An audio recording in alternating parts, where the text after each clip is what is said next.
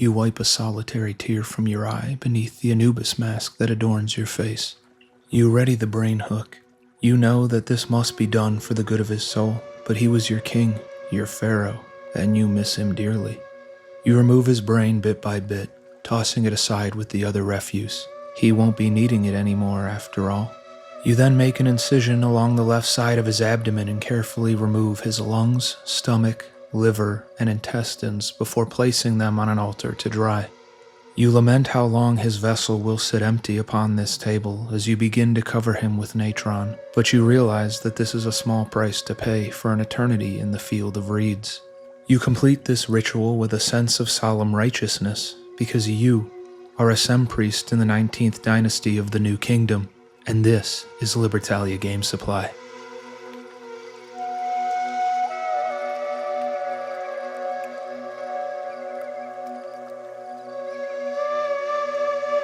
Horus is the son of Osiris and the god of kingship, healing, protection, the sun, and the sky. He was conceived after his mother aunt Isis reassembled all of the pieces of his dismembered father-uncle. This in order to revive him just long enough to conceive a child with the strength necessary to overthrow Set, his uncle.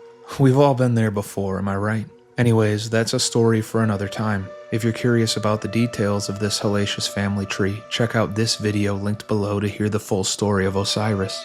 For now, there's but one attribute of Horus that we are concerned with. He fathered 4 sons alongside his mother aunt Isis. Oh, for fuck's sake. The sons were destined to protect the viscera of the mummified dead and help guide them into the afterlife, an issue near and dear to Horus after the tragedy that befell his father. The presence of the 4 sons of Horus is most prominent in the creation of canopic jars. These jars were originally of simple design and housed the liver, stomach, lungs, and intestines individually. These jars would then be placed inside of the burial chamber alongside the mummy so that the soul might have a fitting home to return to in the afterlife. Over time, the design of the jars would evolve into ornate pieces, each sporting a likeness of one of the 4 sons. Each son was also placed under the protection of a goddess, as well as given a cardinal direction to oversee the prosperity of. This multi-layered approach to mummification, both physically and spiritually, highlights the severe importance it carried.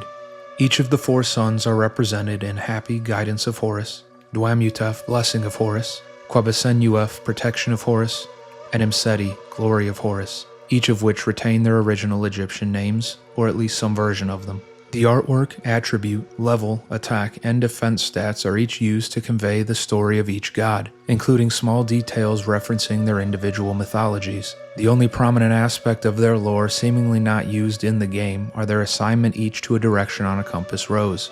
Hapi guards the north, Duamutef the east, Qebehsenuef the west, and Imsety the south. Starting with the artwork on each card, the 4 sons are depicted with their respective quintessential heads as seen in the design of the jars. Hapi has the head of a baboon, seen on the jar housing the lungs. Duamutef has the head of a jackal, seen on the jar that contains the stomach. Qebehsenuef is falcon-headed, like his father Horus, and his likeness adorns the jar containing the intestines. And Imsety has a human head, portrayed on the jar containing the liver. The more interesting aspect of each piece of art is the weapons they carry. Each is symbolic of the goddess tasked with their protection as they guide souls into the afterlife. This is also paired with their attribute and combat stats, all in honor of their goddess. Hapi wields a mace or scepter, often depicted with Nephthys. He also has stats mirroring Sacred Phoenix of Nephthys, but does not share its fire attribute. Instead, Hapi is wind. This is because Nephthys is the goddess of the air. Duamutef is outfitted with a bow and arrow, the same weapon attributed to Neith, the goddess of water and ruler of arrows. While Neith doesn't have a specific in-game card to represent her, Duamutef does share stats with Nunu the Ogdoadic remnant. In Egyptian mythology, the Ogdoad are a group of 8 primordial gods, 4 male-female pairs. The pair of Nu and Nanet are the embodiment of the primordial waters, of which Neith is also associated. In Yugioh, these 2 gods are given homage in Nunu and his counterpart Nauya. Duamutef's water attribute and battle stats reflect that of Nu.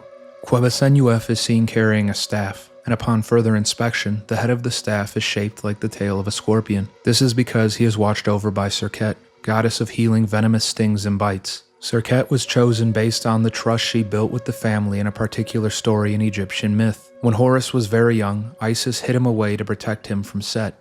In support of raising of the future king, Serket provided 7 scorpions to the pair to guard them as they went out in search of food each day. This scorpion imagery is referenced again through his earth typing and battle stats, as all are copied from Mystical Beast of Serket. Imsety is a lot less straightforward than his siblings.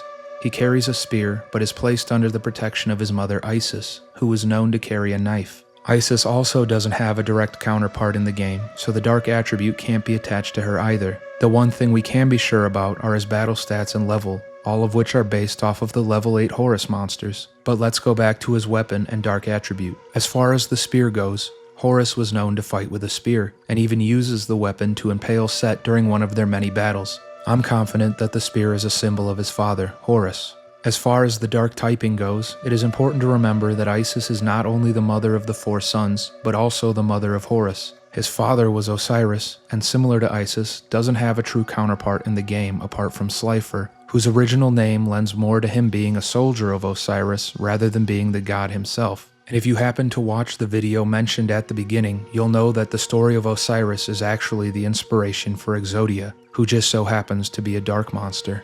Horus the Black Flame deity leaves some room for interpretation as well, Konami creating multiple incarnations of the same monster with the same stats but varying artwork is a recurring pattern in the game. For example, in the instance of Exodia, an archetype with lore that overlaps a great deal with Horus, we see incarnations of Exodia in various forms of power and decay. The Flame deity is likely another example of this pattern.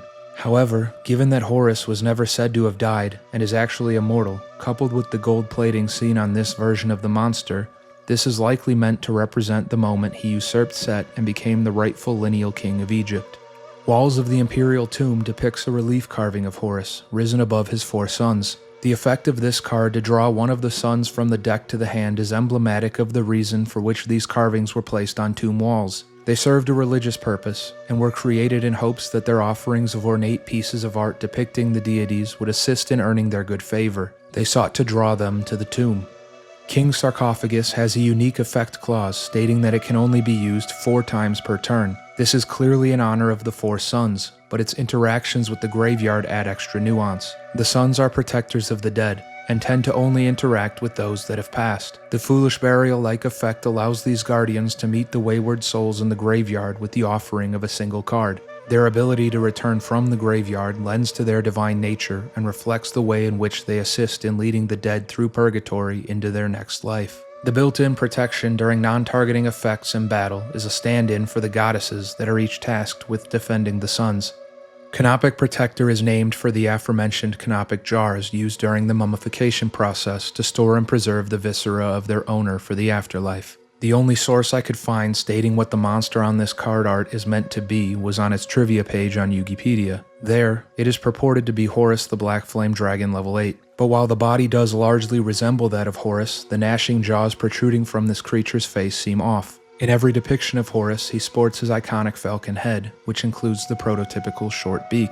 I believe this is actually a depiction of the 4 sons defending the dead from an attack by a creature from the Duat. The image of a tremendous light forcing away the lurking evil is reminiscent of the story of Apophis, the serpent-like dragon demon that embodies pure chaos. This eater of souls was said to have been born out of darkness, and was once the god of the sun before being usurped by Ra, then retreating to the underworld to feed on the souls of the living and the dead. His existence explained the day and night cycle to the ancient Egyptians. They told stories of how Apophis would sit in hiding throughout the day before attempting to consume Ra as he pulled the solar chariot across the sky. The sky sat in darkness as the pair's battle raged through the night. Ra, alongside his fellow gods, manages to prevail each night, living to light another day. So while this artwork could be read as an evolution of sorts, as Horus ascends to its next form, I think this is actually a depiction of the 4 sons assisting Ra in producing a tremendous light to force the great evil back to the bowels of the Duat, allowing for safe passage into the afterlife. A fitting story for one of the most unique engines in the game.